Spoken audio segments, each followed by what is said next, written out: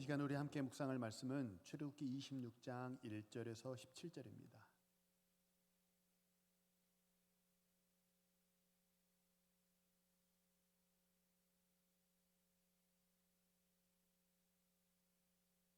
출애굽기 26장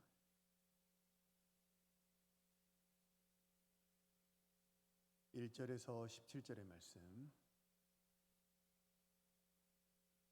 우리 찾으셨으면 함께 읽겠습니다. 출애굽기 26장 1절입니다. 너는 성막을 만들되 가늘게 꼰 배실과 청색, 자색, 홍색 실로 그룹을 정교하게 수놓은 10폭의 휘장을 만들지니 매 폭의 길이는 28규빗, 너비는 4규빗으로 각 폭의 장단을 갖게 하고 그 휘장 5폭을 서로 연결하며 다른 5폭도 서로 연결하고 그 휘장을 이을 끝폭가에 청색 고를 만들며 이어질 다른 끝폭가에도 그와 같이 하고 휘장 끝폭가에 고 50개를 달며 다른 휘장 끝폭가에도 고 50개를 달고 그 고들을 서로 마주보게 하고 금 갈고리 50개를 만들고 그 갈고리로 휘장을 연결하여 한 성막을 이룰지며 그 성막을 담는 막 곧 휘장을 염소털로 만들되 11폭을 만들지며 각 폭의 길이는 30규빗, 너비는 4규빗으로 11폭의 길이를 갖게 하고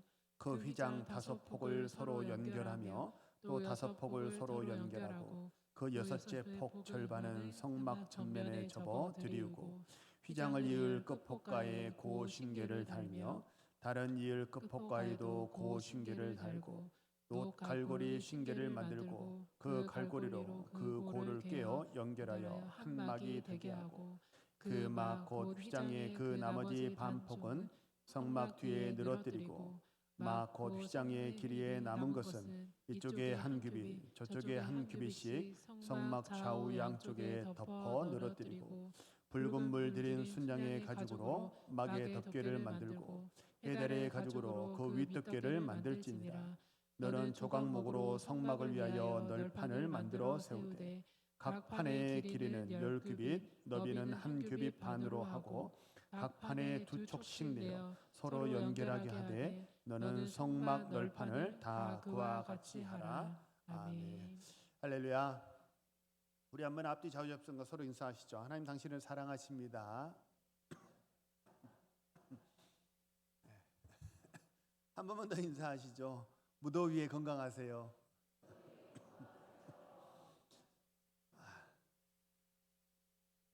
우리 한번 고백하겠습니다. 나는 복 받은 사람입니다. 나는 복 많이 받은 사람입니다. 우리 같은 사람이 이 성전에 나와서 예배할 수 있고 하나님의 자녀가 됐다는 게 참 은혜 아니겠습니까? 하나님의 은혜가 우리 삶 속에, 가정 속에, 우리 교회 속에 항상 함께하는 줄로 믿습니다. 오늘은 이제 머리카락을 빗질한 이유라는 제목으로 말씀을 전하겠습니다. 우리는 계속해서 이제 하나님과 동행하는 삶에 대해서 이렇게 말씀을 나누고 있는데요. 이제 여러 얘기를 나누다가 지금 이제 성막으로 왔어요. 성막만큼 하나님과 동행하는 삶을 정확하게 설명하는 것이 없죠. 오늘은 성막에 관한 세 번째 시간으로 이제 성막 덮개와 외벽 널빤지에 관한 말씀을 나누겠습니다. 제가 이제 설교 원고를 준비하다가 이렇게 오늘 우리 같이 읽었지만 옛날엔 널판지 그랬잖아요. 근데 요새 표준말은 널빤지더라고요. 성경이 쓰여질 때하고 지금하고 좀 이렇게 개정이 됐기 때문에 널빤지입니다. 널빤지. 먼저 덮개 사진을 한번 띄워주시겠어요? 이게 이제 사각형, 직사각형으로 된 이게 이제 성막이고요. 맨 안쪽에서부터 이제 내부 영장, 외부 영장, 그다음에 내부 덮개, 외부 덮개. 그래서 안쪽에는 이렇게 털이 이제 바깥에는 이제 2개, 안쪽에 2개 이렇게 달렸는데요. 1절에 보면 맨 안쪽에 있는 게 이제 청색, 자색, 홍색 실을 꼬아 만든 배실로 만든 이제 린넨 덮개입니다. 그게 맨 안쪽에 있어요. 두 번째 덮개는 7절에 보면 염소 털로 만든 덮개가 이제 거기 하얀색으로 되어 있는 게 염소 털로 만든 덮개입니다. 세 번째는 14절 상반절에 보면요, 순양 가죽으로 만든 덮개가 이제 빨간색으로. 저거는 왜 빨간색이냐면 이제 물을 들인 거예요. 보혈을 상징하기 때문에. 마지막 네 번째는 14절 하반절에 보면 해달의 가죽으로 만든 덮개, 이렇게 해서 총 4개의 덮개가 있습니다. 맨 안쪽 2개 덮개는 배실과 털로 만든 거니까 보온의 효과가 있고요. 바깥쪽 2개의 덮개는 이제 가죽으로 만든 거니까 어떤 효과가 있냐면 방수의 효과가 있는 게 바깥쪽 2개의 덮개입니다. 됐습니다. 이제 하나님의 됐어요. 이제 그림. 이제 하나님의 성막이 사실은 허투루 만든 게 하나 없고 하나님께서 이렇게 그냥 만들라고 하신 게 하나도 없는데 성막의 덮개 뭐 덮개야 그냥 뭐 이렇게 덮으면 되는 건 아닌가? 우리는 그렇게 생각하지만 이 성막의 덮개를 오늘 본문에서 이렇게 자세하게 기록하는 이유는 그 성막 덮개가 우리 신앙에 굉장히 중요한 하나의 원리를 교훈하고 있기 때문입니다. 그 원리가 뭐냐면요, 하나님은 우리 믿는 하나님의 백성들이 겉으로 보이는 그런 외면의 모습보다 내면의 속사람이 훨씬 더 아름답기를 원한다라는 것입니다. 이 방금 4개의 덮개 중에서 가장 공이 많이 들어간 덮개, 수공으로 가장 이렇게 만드는데 공이 많이 들어간 덮개 혹시 뭐라고 생각하세요? 이 4개 중에서 가장 공이 많이 들어간 덮개는요 가장 안쪽에 있는 덮개입니다. 1절을 보면 이 첫 번째 덮개는요 청색, 자색, 홍색 실을 꼬아서 만들었고 거기에 그룹 천사를 공교하게 아주 정교하게 수를 놓게 했습니다. 여기 이제 청색은 무엇을 의미하냐면 하나님의 신성을 의미하고요. 자색은 왜 이제 예수님도 자색 옷을 입혔다고 그러잖아요. 그러니까 자주색, 보라색은 권세를 의미합니다. 하나님의 권세를 의미하고 왕권을 의미해요. 홍색은 보혈을 의미하고 백색 바탕에 이런 것을 했거든요. 백색은 뭘 의미하냐면 부활을 상징합니다. 그래서 왜 우리 이제 아버지 세대에는 부활절에 새벽 예배 갈 때 어떤 옷 입고 갔어요? 하얀색 소복 입고 갔잖아요. 그게 무슨 하얀색 소복이 다른 게 의미가 있는 게 아니고 그 흰색이 무엇을 의미하냐면 부활을 상징하고 의미하기 때문입니다. 이런 영적인 의미가 있는 4가지 색깔을 섞어서 이렇게 덮개를 만들게 했고 거기에다가 뭘 하겠어요? 그룹 천사의 모양을 아주 정교하게 수를 놓아서 만들었습니다. 그러니까 보기 어떨까요? 그냥 가죽 덮개보다는 훨씬 더 지금의 보기에는 사실 어제 이제 성막 세미나 다녀왔는데요. 지금 보면 뭐 그냥 뭐 양탄자 같고 그냥 뭐 털처럼 이렇게 지금 우리가 보기에는 그렇게 보입니다. 왜냐하면 지금은 나염 기술이 엄청 발달을 해서 색깔이 되게 화려한 색깔이 많고요. 그리고 직조 기술이 발달했기 때문에 지금은 면도 많고 옷감이 넘쳐나는 그런 시대에 살잖아요. 근데 예전에는 그렇게 옷감이 많지 않았고요. 면은 그 아주 귀한 재료였다는 거예요. 그러니까 그거를 이렇게 모아가지고 짜고 또 거기에 수를 넣고 이런 모든 과정이 굉장히 공이 많이 들어갔고요. 그리고 다른 것은 그냥 덮개인 반면에 이것은 색깔이 들어갔으니까 아주 아름다운 색. 이 4개의 덮개 중에서 가장 아름다운 색이 맨 안쪽에 있는 첫 번째 덮개라는 것입니다. 이런 영적인 의미가 있는 4개의 그 이제 색깔을 써가지고 덮개를 만들었는데요. 한번 생각해 보세요. 우리 같으면 참 사람 보기에 이쁘고 좋은 것, 남들이 보면 보이지 않을 만한, 남들이 보면 보이지 않을 맨 안쪽에다 숨겨 놓으시겠어요? 아니면 사람들 보면 보일 수 있는 곳에 놓으시겠어요? 우리 같으면 우리 이런 거 만들었다? 우리 이런 것도 있다? 라는 그런 의미로 바깥에 놓으면 자랑도 되고 뿌듯하기도 하고 어깨도 좀 펴주고 우리 이런 것도 가지고 있어 그런 자긍심도 들고 막 그러지 않겠습니까? 그런데 하나님은 사람들 보이는 바깥에 놓게 하신 게 아니고 사람들 안 보이는 맨 안쪽에 그 덮개를 첫 번째 덮개로 쓰게 하셨다는 거예요. 왜 하나님이 사람들, 외부 사람은 보이지 않고 안에 들어가야만 보일 수 있는 그런 맨 안쪽 덮개로 이렇게 형형색색 아름다운 덮개를 사용하셨느냐? 신앙이 뭐냐면, 신앙이 겉으로 보이는 외모가 아름다운 게 아니고, 신앙은 뭐가 아름다워야 되기 때문이에요? 중심이 아름다워야 하기 때문입니다.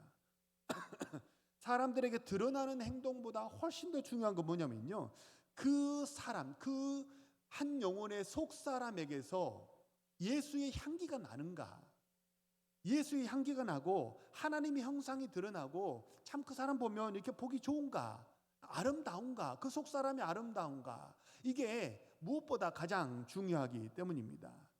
마태복음 6장에 보면 산상수훈, 이게 이제 신약의 엑기스라고도 말하는 게 산상수훈 아닙니까?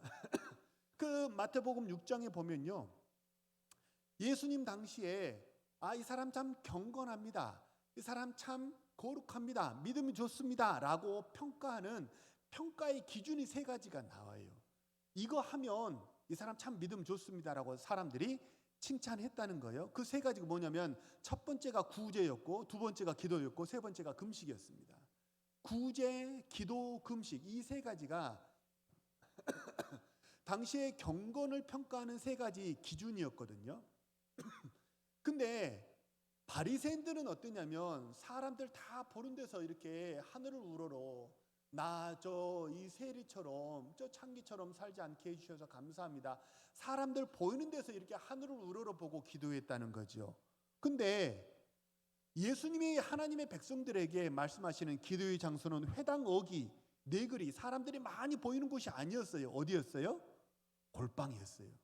그래서 기도할 때 골방에서 기도하라는 거예요. 이거 뭐 하라는 거예요? 은밀하게. 기도할 때도 은밀하게 골방에서 기도하라는 거예요. 사람들 보이는 데서 기도하는 게 다가 아니라는 거예요. 또 구제는 어떻습니까? 우리 너무나 잘 알고 있죠. 구제는 뭐 하는 거를 뭐 모르게 하라? 오른손이 하는 걸 왼손이 몰라야 돼요? 왼손이 하는 걸 오른손이 몰라야 돼요? 좌우가 몰라야 돼요. 그죠? 예? 뭐 하라는 거예요? 은밀하게 하라는 거예요. 금식은 어떻습니까? 금식할 때 사람들이, 그 당시에 바리새인들은 나 금식한다고 티를 내려고 얼굴을 흉하게 했어요. 너무 힘이 없어. 너무 힘들어. 그러면 사람들이 물어보겠죠. 왜요? 무슨 일 있어요? 나 지금 금식을 몇 번째 하고 있거든. 이렇게 이제 말하면서 은근 내가 금식하고 있다는 것을 자랑했다는 거예요. 근데 예수님은 뭐라고 하셨어요? 금식하면 어떻게 하라고요? 얼굴에 뭘 바르라고? 기름을 바르라고. 다른 사람들이 알아채지 못하게 하라는 거예요. 다른 사람들이 당신이 하나님과 은밀하게 기도로 씨름하고 있다는 것을 알아채지 못하게 하라는 거예요. 은밀하게 금식하라는 거예요. 그래서 기도도 구제도 금식도 공통 분모가 하나 있다. 그러면 뭐예요? 네 글자 뭐예요? 은밀하게. 은밀하게 하라는 거예요. 그래야 뭐 하기 때문입니까? 은밀하게 해야 하나님이 주시는 뭐가 있어요? 하늘에 상이 있다는 거예요. 반대로 이 땅에서 사람들 보이게 하면, 사람에게 칭찬을 다 받아버리면 하늘에 상이 없다는 거예요. 왜요? 왜 상이 없어요? 상은 딱 한 번만 받기 때문입니다. 그 상을 이 땅에서 받으면 찔끔 받고 사라져버리는 건데, 반대로 저 하늘에서 상을 받으면 하나님 아버지께서 크게 우리에게 복 주실 것이기 때문에 이 땅에서 상 받지 말라는 거예요. 하늘에서 상을 받으라는 거예요. 그래서 사람한테 칭찬을 받아버리면 뭐 한다는 거예요? 하늘에서 받을 상이 없다는 거예요. 그러니까 은밀하게. 왜 은밀하게 해야 되냐? 첫 번째, 하늘에서 상을 받아야 되기 때문이고요. 두 번째 이유는 뭐냐면, 사람들 보이게 기도하고 보이게 구제하고 보이게 금식하면 어때요? 그 기도와 구제와 금식이 원래 목적으로 했던 속사람이 아름답게 되는 일이 일어나지 않는다는 거예요. 오히려 속사람이 되게 흉하고 냄새나게 변질이 된다는 거예요. 우리도 한번 주변의 사람들 한번 생각해 보세요. 나 이거 내가 고쳤다고, 이거 내가 고쳤어요. 이거 내가 고쳤어요.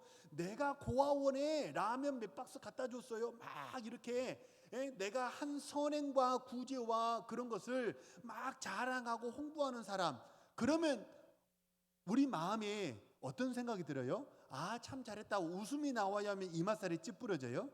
이맛살이 찌푸려져요. 아, 뭐 그 조금 한 거 가지고 뭐 그렇게 생색을 내나? 우리 사람도 그러죠.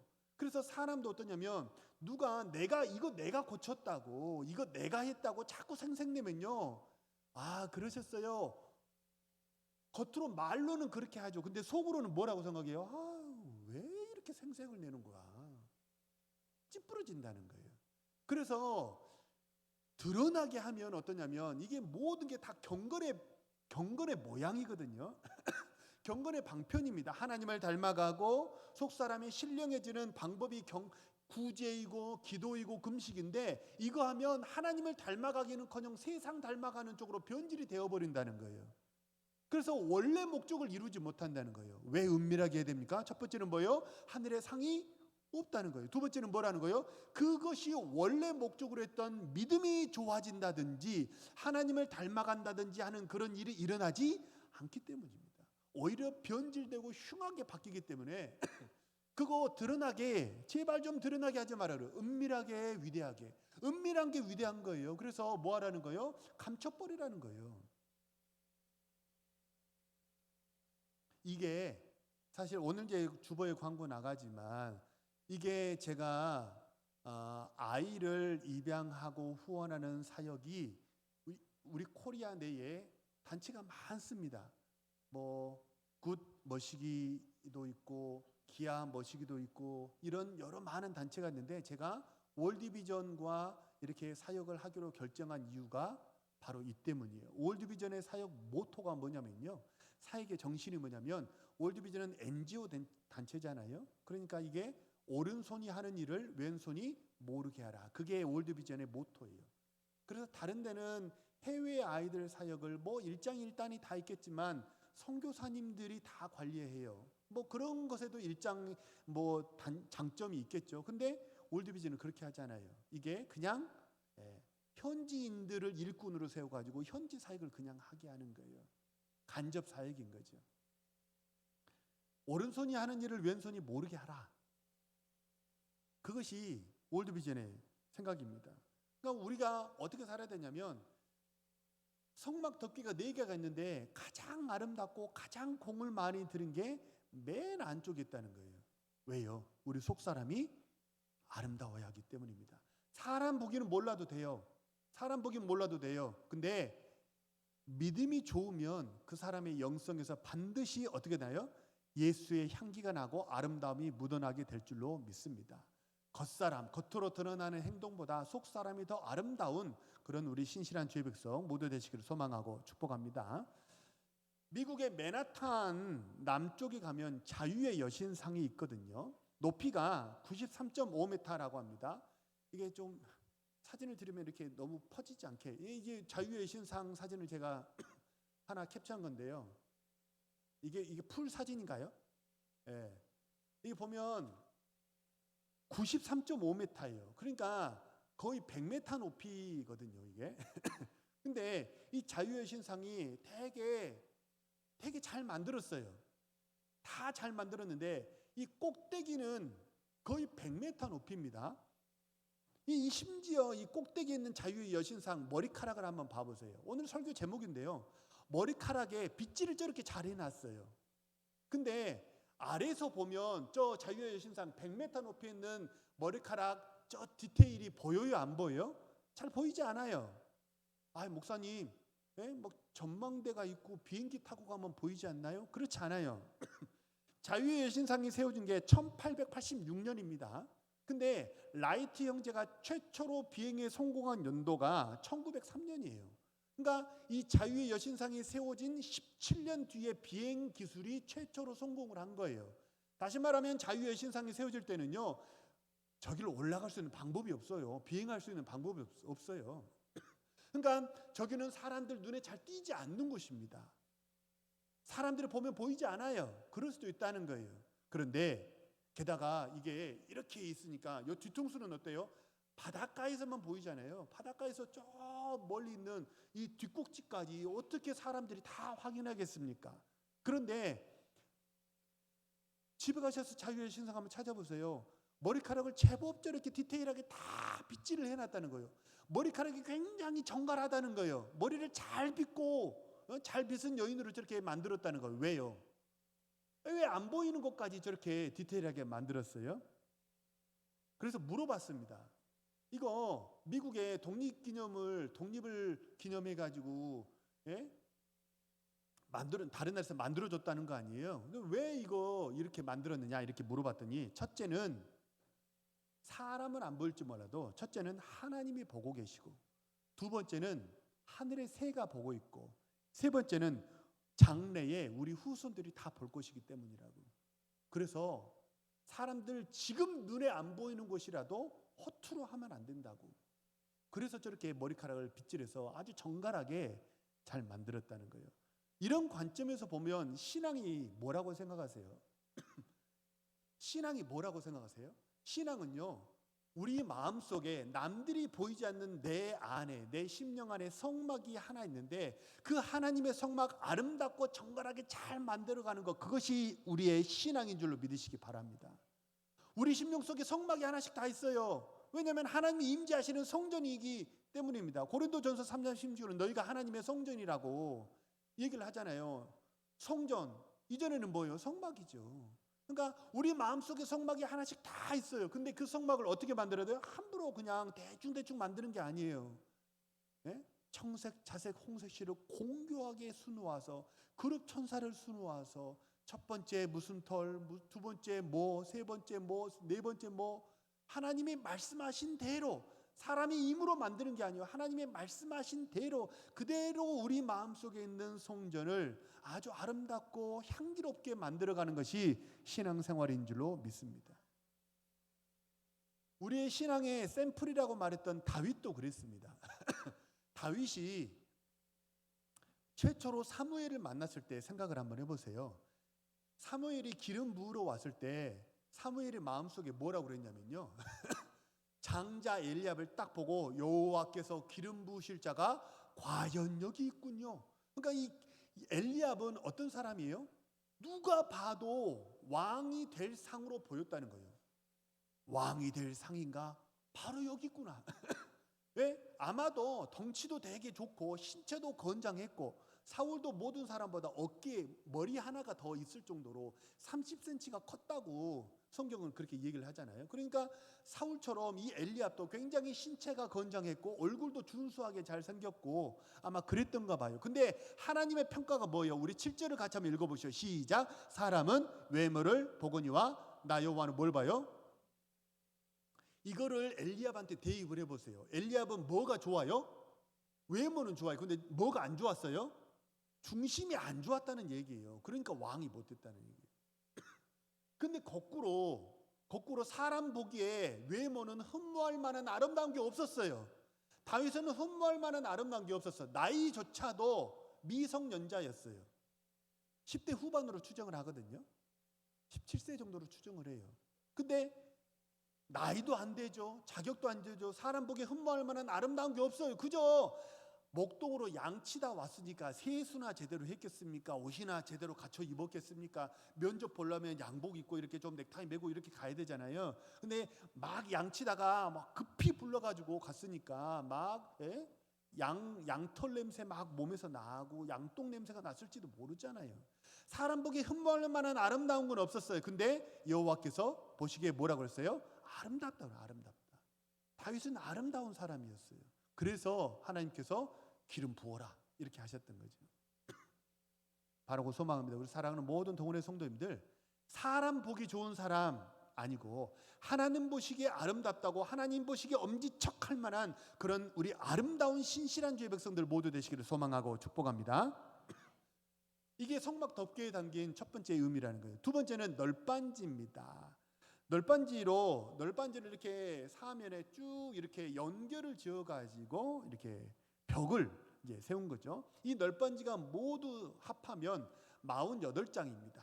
널빤지가. 그리고 이렇게 봉을 차를 이렇게 꿰가지고 이렇게 마치 레고를 조립하듯이 세우고 봉을 끼우고 이렇게 해가지고 계속 이렇게 해서 이제 48장의 널빤지를 이렇게 붙여가지고 성소의 외벽을 이렇게 만들게 했어요.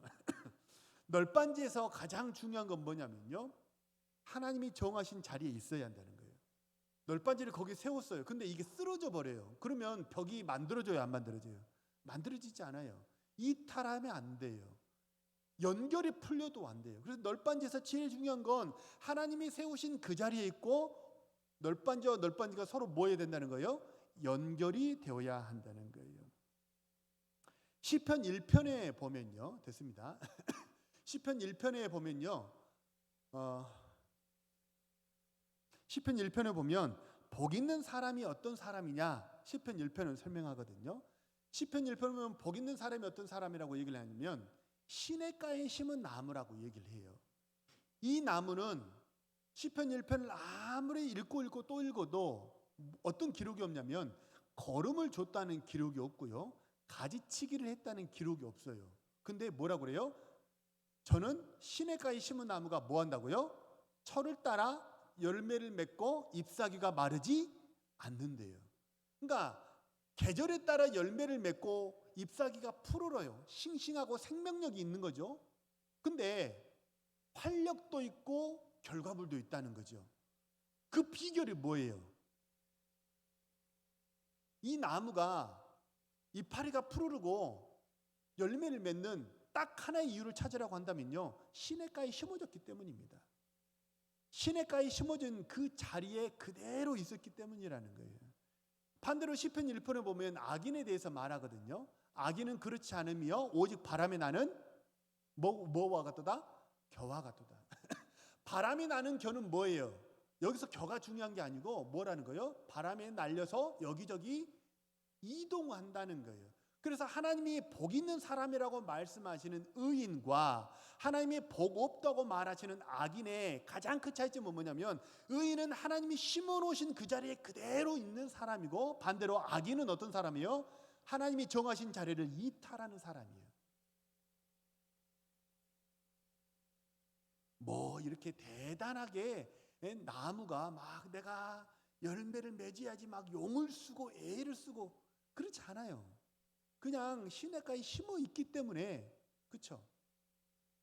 그래서 우리 이제 뭐 이렇게 꽃나무도 보면요, 창가에 있는 나무는 잘 자라죠. 이유가 뭐예요? 햇볕을 잘 받기 때문입니다. 그래서 이 나무가 뭐 대단하게 자기가 노력을 해서가 아니고 햇볕을 계속 받는 자리에 있기 때문에 싱싱한 거예요. 반대로 똑같은 나무를 그늘에다가 음산한 데다가 갖다 놔보세요. 나무가 금방 죽어버리죠. 왜요? 나무가 뭘 잘못해서가 아니에요. 뭘 받지 못하기 때문에, 햇볕을 받지 못하기 때문이에요. 그래서 하나님이 정하신 자리가 그렇게 중요하다는 거예요. 하나님의 천사장이었지만 타락했던 루시퍼 생각을 한번 해보세요. 하나님이 정하신 자리가 있었습니다. 근데 왜 그 천사가 천사장이었음에도 불구하고 타락했어요? 하나님이 정하신 자리를 벗어났기 때문이에요. 하나님이 주신 그 자리가 보통 자리가 아니었어요. 천사장이었고 하나님이 굉장히 기뻐하시는 찬양하는 자리였어요. 우리가 생각하는 찬양은 하고 원래 찬양이 좀 달라요. 언제가 좀 설교를 한번 하고 싶은데, 찬양대를 최초로 조직했던 게 다윗이거든요. 모세의 조직 표에는 찬양대가 없어요. 다윗이 성전을 지으면서 최초로 조직한 게 찬양대입니다. 근데 다윗이 만든 찬양대는 우리처럼 이렇게 사람 마음을 좀 이렇게 따뜻하게 해주고 편안하게 해주고 막 귀를 이렇게 즐겁게 해주고 그런 정도가 아니에요. 뭐냐면 악한 영을 물리치는 선봉대 같은 게 찬양대예요. 찬양대가 앞에 가는 거예요. 찬양대가 가면 악한 영이 떠나가는 거예요. 누가 그랬어요? 사울이 그랬죠. 사울이 수금을 타니까 어땠어요? 사울의 악신이 떠나갔죠. 다윗이 그걸 체험한 거예요. 아, 이게 그냥 음악인 줄 알았는데, 마음을 편안하게 해주는 건 줄 알았는데 그게 아니구나. 이게 영적인 뭐예요? 무기였구나. 악한 영이 떠나가는구나. 신령한 사람이 부르는 신령한 노래는 악한 영을 물리치는 줄로 믿으시길 바랍니다. 그 사탄이 받았던, 루시퍼가 받았던 이 찬양하는 그것을 총괄하는 자리가 결코 가벼운 자리가 아니에요. 근데 그 자리를 벗어나서 어디 앉고 싶었어요? 하나님의 자리를 탐냈잖아요. 자리를 이탈하는 거예요. 그래서 타락하게 되었던 거예요. 신앙은요, 뭘 잘하고 못하고 그걸 떠나서 하나님께 칭찬받는 가장 기본적이고도 가장 중요한 원리 하나가 무엇입니까? 하나님이 정하신 자리에 그대로 있는 거예요. 마땅히 생각할 그 이상의 생각을 품지 않는 거예요. 내가 여기 있을 사람이 아닌데, 내가 이런 거 할 사람이, 그렇지 않아요. 작은 일에 충성하면 하나님이 언젠가는 이동하는 발령을 내실 줄로 믿으시기 바랍니다. 하나님의 발령 받고 움직이는 거예요. 우리 사람의 그냥 내 생각대로 나는 여기 가고 싶어, 저기 가고 싶어, 그게 아니라는 거예요. 내가 이거 되고 싶다고 되는 것도 아니고, 내가 이거 하기 싫다고 그래도 그 자리를 떠나서도 안 돼요. 하나님이 심으신 그 자리가, 하나님이 나에게 정해주신 그 자리가 시냇가에 심은 그 시냇가 옆인 줄로 믿으시기 바랍니다. 그래서 하나님이 정하신 그 자리가 시냇가 옆자리이기 때문에 그 자리에 가만히 있으면 어떻게 되냐면 잎사귀가 푸르러지고 열매를 맺게 된다는 거예요. 그래서 하나님이 내게 정하신 믿음의 분량, 그 자리, 그 벗어나면 안 돼요. 그저 하나님이 내게 주신 자리, 예배의 자리, 기도의 자리, 사명의 자리 온전히 지키시는 우리 신실한 주의 백성 모두 되시기를 소망합니다. 우리 한번 따라서 한번 해보시죠. 예배의 자리, 기도의 자리, 사명의 자리. 옆 사람에게 한번 보고 하시죠. 이 자리 지키십시다. 네. 자리 지키는 게 쉬워요, 어려워요? 쉽지 않습니다. 믿음이, 제가 지난주인가요? 한번 말씀드렸죠. 믿음을 히브리 말로 뭐라고 그래요? 에무나. 이 말은 좀 히브리 말이지만 외우시면 좋을 것 같아요. 히브리 말로 믿음이 에무나예요. 에무나. 에무나. 근데 이 에무나라는 말의 뜻이 뭐냐면요, 견디다예요. 견디다. 믿음은 다른 게 아니에요.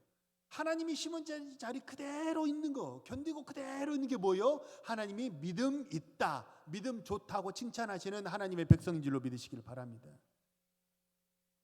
십계명 중에서요, 제 1계명이 뭐냐면요, 너는 나 외에 다른 신을 내게 두지 말라입니다. 우리 너무 잘 알고 있죠.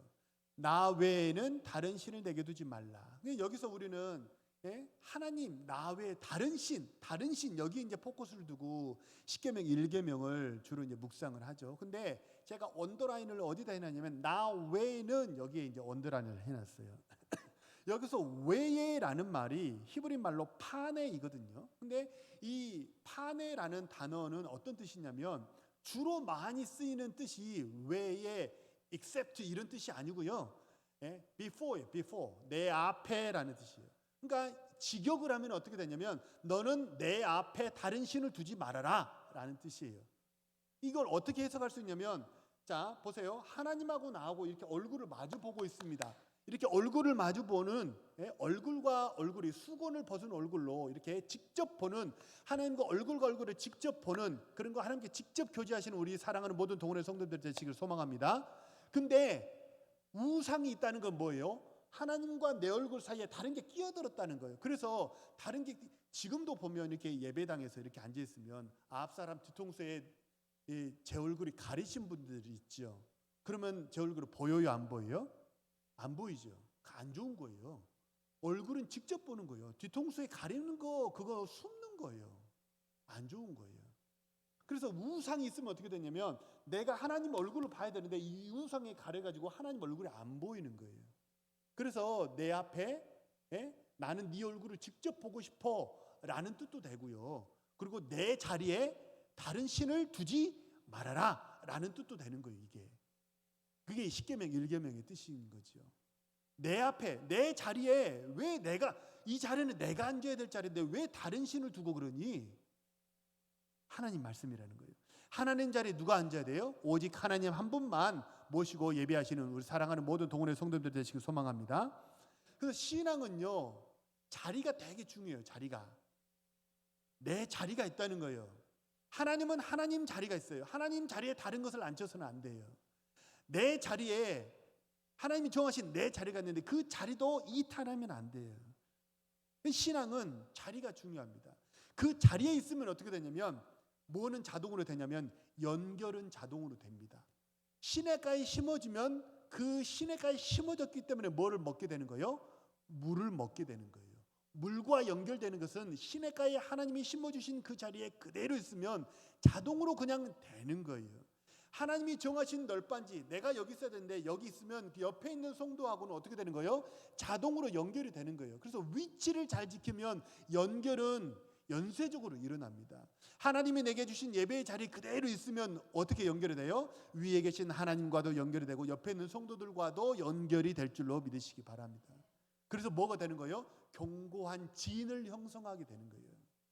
왜 우리 300 그런 영화 보면 방진, 방패로 이렇게 견고하게 진을 형성하는 그런 진법들을 사용하는 그런 영화들이 왕왕 있잖아요. 로마는 이 방진, 방패로 진을 형성하는 게 굉장히 능숙했던 그런 병법을 가진 나라잖아요. 방진이 흐트러지면 안 돼요. 방진에서 핵심이 뭐냐면요, 한 사람도 자기 자리를 이탈하면 안 돼요. 그러면 화살이 왔을 때 한 사람이 이빨이 빠지면 거기 화살이 꽂혀가지고 옆에 있는 병사들이 맞게 되고 맞으면 쓰러지게 되고 이 쓰러짐이 연쇄적으로 일어나서 방진이 한 사람이 이탈함으로 말미암아 어떻게 돼요? 다 쓰러지게 되는 거예요. 우리 동원의 모든 성도님들이 하나의 방진을 형성하는 견고한 교회가 되기를 간절히 소망합니다. 자기 자리가 있는 거예요. 자기 자리가. 어린 주일학교 학생에서부터 노년에 이르기까지 한 사람도 예외가 없어요. 그래서 제가 동국교회에 처음 부임해서 제일 처음에 하려고 했던 게 집으로 치자면 지붕을 세우는 거였어요. 원로 목사님은 원로 목사님 자리, 원로 장로님은 원로 장로님 자리, 중직자들은 중직자 자리, 지붕을 세우고 기둥을 세우고 프레임이 자기 자리가 있다는 거. 프레임이 딱 서야 돼요. 그래서 아무리 연로하신 분이라도 나는 쓸모없는 사람이 그런 얘기 하지 마세요. 하나님이 정하신 자리가 있는 줄로 믿으시기 바랍니다. 역할이 있다는 거예요.